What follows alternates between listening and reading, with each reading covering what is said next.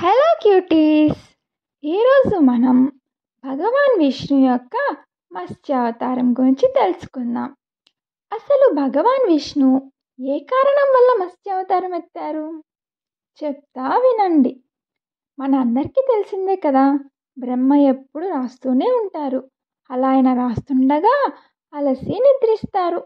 అప్పుడు హయగ్రీవుడు అనే రాక్షసుడు బ్రహ్మం గారి నుండి మన వేదాలను దొంగిలించి సముద్రపు అడుగులో దాక్కుంటారు. ఎందుకు ఇలా చేశారంటే, వేదాలు చాలా ఇంపార్టెంట్ అయినాయి. అందులోని మనకు సంబంధించిన ఫుల్ ఇన్ఫర్మేషన్ ఉంటుంది. దాన్ని దొంగిలిస్తే తన వద్దకు దేవతలు వచ్చి తల వంచుతారనే ఉద్దేశంతో హయగ్రీవుడు వేదాలను దొంగిలిస్తారు. యాక్చువల్లీ ఒక యుగం కంప్లీట్ అయ్యి మరో యుగం రావడానికి ముందు ప్రళయం వస్తుంది.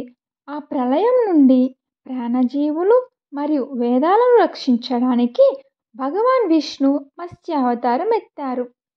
అసలు మత్స్యావతారమే ఎందుకు అంటే, చేప ఎంత పెద్దటి అలనునైనా దాటుకొని వెళ్ళగలదు. అందుకే భగవాన్ విష్ణు మత్స్యావతారం ఎత్తారు. ఇలా భగవాన్ విష్ణు మత్స్యావతారంలో ప్రాణజీవులు వేదాలను ఎలా కాపాడుతారో పార్ట్ 2లో తెలుసుకుందాం. Thanks for watching cuties.